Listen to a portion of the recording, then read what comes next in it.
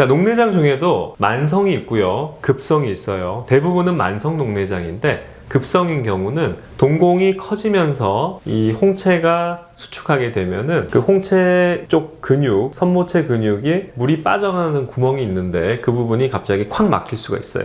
그러면 물은 만들어지는데 빠져나가지 못하니까 눈의 압력이 급격히 올라가는 경우가 있습니다. 그런 경우가 급성 폐쇄각 녹내장인데, 자, 그런 경우에 환자분을 소개해 드리겠습니다. 62세 여자 환자인데요. 백내장이 N4 정도, 아주 심하다고 볼 수는 없지만 중간 이상의 백내장을 가지고 계셨어요. 2012년에 양안 급성 폐쇄각 녹내장으로 녹내장 수술까지 받으셨네요. 현재 사용 중인 안암약은 없었는데, 이런 경우에 백내장이 많이 심하지 않더라도 이 백내장이 심해지면서 눈의 공간이 점점 협소해지거든요. 렌즈가 뚱뚱해지니까 물이 빠져나가는 길이 갑자기 확 막힐 수가 있어요. 자, 이런 경우는 백내장 수술을 해드리는 것이 녹내장 치료가 되는 경우입니다. 자, 왜냐하면 백내장을 하게 되면 수정체가 이렇게 뚱뚱한데요. 백내장 수술하게 되면 렌즈가 굉장히 얇거든요. 그래서 이렇게 뚱뚱한 공간이 굉장히 얇아지게 되니까 눈의 공간이 늘어나게 되는 거죠. 그래서 눈의 물의 순환도 좀 더 잘 이루어질 수가 있고 녹내장이 예방되는 그런 효과가 있습니다. 그래서 이런 타입의 환자분에게는 백내장 치료가 녹내장 치료가 될 수가 있다, 이렇게 보시면 되겠습니다. 과거에 이 홍채에다 절개한 그런 흔적이 있는데, 이게 섬유주 절제술이라는 녹내장 수술의 일종입니다.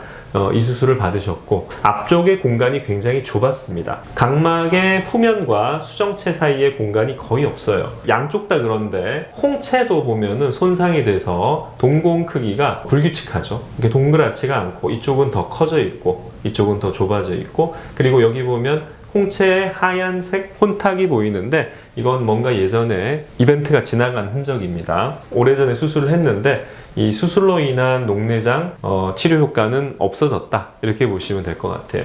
그러면 언제든 또 안압이 올라갈 수가 있는 그런 상황인 거죠. 눈의 길이를 재보면 이런 경우는 눈 길이가 되게 짧은 경우가 많습니다.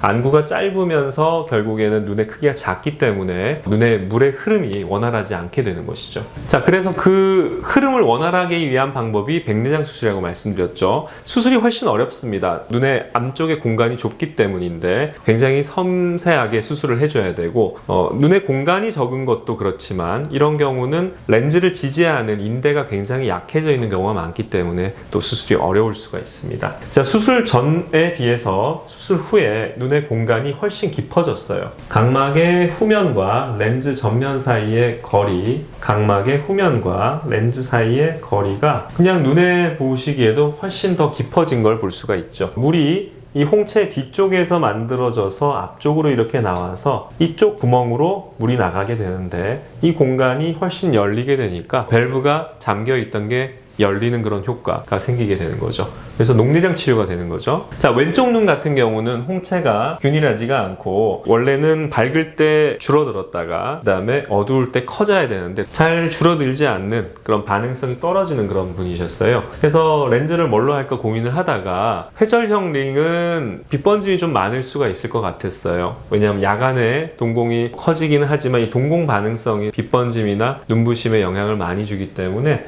비회절형 연속 초점 렌즈를 사용을 했고, 그래서 결과는 잘 보이는데 빛이 약간 번져 보인다. 특히 왼쪽이. 중간 거리는 꽤 잘 보인다고 하셨어요. 팔을 쭉 뻗는 66cm 정도의 중간 거리, 컴퓨터나 내비게이션 정도는 잘 보이고, 작은 거리는 근거리용 안경을 쓰셔야 되지만 생각보다 편하다. 동공이 좀 작아지는 분들은 가까이가 같은 렌즈를 써도 더 잘 보이거든요. 이분은 퓨어시 렌즈를 사용을 했는데 퓨어시 렌즈를 똑같이 쓰더라도 어떤 사람은 글씨를 잘 보시는 분도 있고 어떤 분은 글씨까지는 좀 어렵고 좀 이렇게 멀리 해야지 보이는 분들도 있는데, 가장 큰 요소가 동공의 반응성과 크기입니다.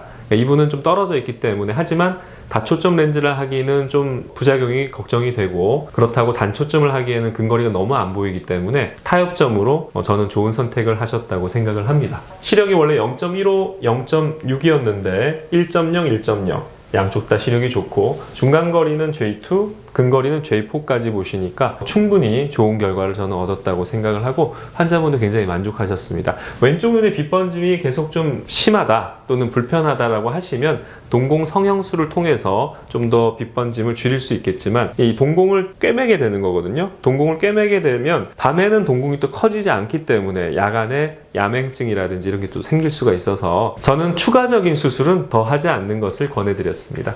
IA Cortex Vacuum 450. 네, 아주 잘 됐고요. 믿고 방문해 주시면 또 최선을 다해서 잘해드리도록 하겠습니다. 감사합니다.